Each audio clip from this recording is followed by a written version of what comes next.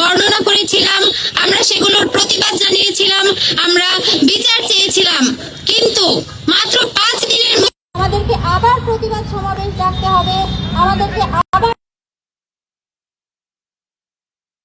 পারেনি। আমরা সেদিন বিচার চেয়েছিলাম, আমরা সেদিন চেয়েছিলাম বিএনপির পক্ষ থেকে কোন ধরনের বার্তা দেয়া হোক না, আমরা কোন ধরনের বার্তা পাইনি।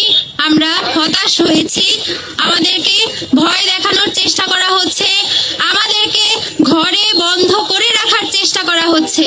তাদের এই আচরণ আমাদের এক ধরনের শঙ্কার মধ্য দিয়ে নিয়ে যাচ্ছে, আদৌ আমরা তাদের কাছে নিরাপদ কিনা। প্রিয় সাংবাদিক বন্ধুগণ, প্রিয় দেশবাসী, আপনারা দেখেছেন গত 31শে জানুয়ারি গাজীপুরে একজন মধ্যবয়সী নারীকে ছুরিকাঘাতে নিহত করা হয়েছে এবং গতকালই চট্টগ্রামে 7ম শ্রেণীর একজন ছাত্রীকে ছাত্র দলের কর্মীরা সংঘবদ্ধভাবে ধর্ষণ করেছে। যে ঘটনায় আমরা অত্যন্ত লজ্জিত, অত্যন্ত মর্মাহত। দেশের একটি সচেতন রাজনৈতিক দলের ছাত্র সংগঠনের জনশক্তিরা যখন এহেন লজ্জাজনক কাজের সাথে জড়িত থাকে, একজন ছোট শিশুকে তারা যখন গণধর্ষণ করে, তখন তা পুরো নারী জাতির জন্য লজ্জা, তখন পুরো রাজনৈতিক দলের জন্য লজ্জা। এবং একই সাথে আমরা দেখেছি ভোলাতে একজন নারীকে ধর্ষণ করা হয়েছে তার স্বামীকে নির্যাতনের পর। পরপর এইসব ঘটনা আমাদের অত্যন্ত শঙ্কার দিকে নিয়ে যাচ্ছে। আমরা আমাদের পরবর্তীতে কোন অবস্থায় আমরা যাব সেটা নিয়ে শঙ্কিত। শুধু তাই নয়, আমরা দেখতে পেয়েছি বিএনপি কর্তৃক হিজাবি নেকাবি নারীদেরকে হেনস্থা করা হচ্ছে, হিজাবি নারীদের হিজাব টেনে খুলে ফেলা হচ্ছে, নারীদেরকে বলা হচ্ছে তারা কেন ঘরের বাহিরে বের হয়েছে, নারীদেরকে বলা হচ্ছে তারা ঘরে বসে নামাজ কালাম পড়বে, তারা কেন বাইরে বের হবে। আমরা আমাদের অবস্থান থেকে শঙ্কা প্রকাশ করছি। আমরা যারা হিজাবি নিকাবি নারী আছি, আমরা যারা ইসলাম ধর্মের অনুসরণ করি, তাদের ব্যাপারে বিএনপির স্ট্যান্ড কি? যেহেতু তারা ইসলামপন্থী নারীদেরকে যখন তারা ঘর থেকে বের হয়েছে তাদের আক্রমণ করছে এবং বলছে তারা কেন ঘর থেকে বের হলো, সেক্ষেত্রে আমরা বিএনপির সুস্পষ্ট স্ট্যান্ড চাই। আপনারা নারীদের প্রতি কোন মনোভাব পোষণ করছেন? আপনারা কি নারীদেরকে ঘর থেকে বের হতে দিবেন? আপনারা কি নারীদেরকে হিজাব পরতে দিবেন? আপনারা কি নারীদেরকে নিকাব পরার স্বাধীনতা দিবেন? আপনারা কি নারীদেরকে নিরাপত্তা দিতে পারবেন? আপনারা কি নারীদেরকে রাজনৈতিক অধিকার দিতে পারবেন? আপনাদের যে সমস্ত আচরণ আমরা দেখছি, সেই সমস্ত আচরণে আমাদের মনক্ষুণ্ণ হচ্ছে, আমরা শঙ্কিত হচ্ছি। শুধু আমরাই নই, পুরো বাংলাদেশের নারী সমাজ অবাক হয়ে যাচ্ছে একের পর এক কি ধরনের ঘটনা ঘটছে। তাছাড়াও আমরা অত্যন্ত আশঙ্কাজনকভাবে খেয়াল করছি প্রশাসন এখানে নির্বাক ভূমিকা পালন করছে। একের পর এক আমরা অভিযোগ করে যাচ্ছি, একের পর এক আমরা প্রতিবাদ জানাচ্ছি। আমাদেরকে লোকজন বলছে আপনারা কেন প্রতিবাদ করছেন না, আপনারা কেন কথা বলছেন না। আসলে আমরা কয়টা ঘটনা নিয়ে কথা বলবো?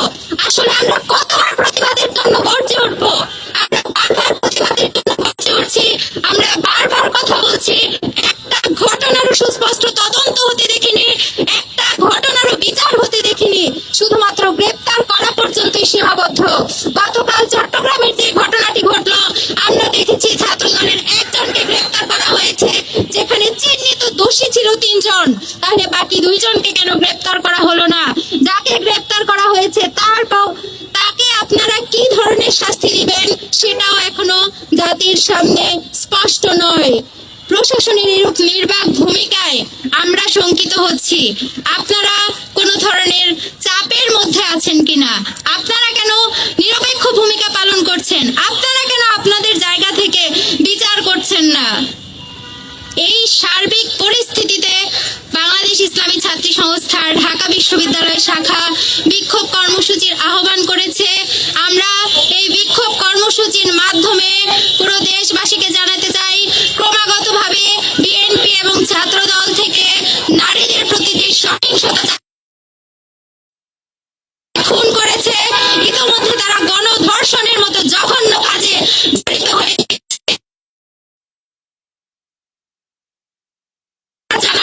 তীব্র নিন্দা জানাচ্ছি, তীব্র প্রতিবাদ জানাচ্ছি এবং আমরা দাবি করছি। একই সাথে আমরা বিএনপিকে বলতে চাই, আপনারা যখন গণভোটে হ্যাঁ পক্ষে প্রচারণা চালাচ্ছেন, সেখানে আমরা বলছি গণভোটে হ্যাঁ মানে নারীর নিরাপত্তা, গণভোটে হ্যাঁ মানে নারীর ন্যায্যতা, গণভোটে হ্যাঁ মানে নারীর রাজনৈতিক অধিকার। অপরদিকে আপনারাই নারীদেরকে অপমানিত করছেন, অপরদিকে আপনারাই নারীদেরকে ঘরে আবদ্ধ করে রাখার জন্য নির্যাতন করে যাচ্ছেন। যেসব নারীরা বের হচ্ছে, সুস্পষ্টভাবে আমরা আপনাদের কাছে জানতে চাই, আপনাদের আচরণে এই ধরনের দ্বিচারিতা কেন? আমরা আরো দেখেছি দেশের নারীদের নিরাপত্তা দেওয়ার জন্য ফ্যামিলি কার্ডের কথা বলা হয়েছে। একদিকে আপনারা ফ্যামিলি কার্ডের কথা বলছেন, ফ্যামিলি কার্ডের মাধ্যমে নারীদের সুরক্ষা দিবেন, নারীদের নিরাপত্তা দিবেন বলছেন, অপরদিকে আপনারাই নারীদেরকে সংঘবদ্ধভাবে ধর্ষণ করছেন, অপরদিকে আপনারাই পাওনা টাকা চাইতে গিয়েছে যে নারী, তাকে হত্যা করেছেন। তাহলে যে সমস্ত নারীরা ফ্যামিলি কার্ডের জন্য যেতে চাইবে, যে সমস্ত নারীরা ফ্যামিলি কার্ডের জন্য টাকা চাইতে যাইবে, তাদের গলায় যে আপনারা ছুরি লাগাবেন না, তার প্রমাণ কি? আমরা সুস্পষ্ট জবাব চাই। এখনো পর্যন্ত আমরা লক্ষ্য করেছি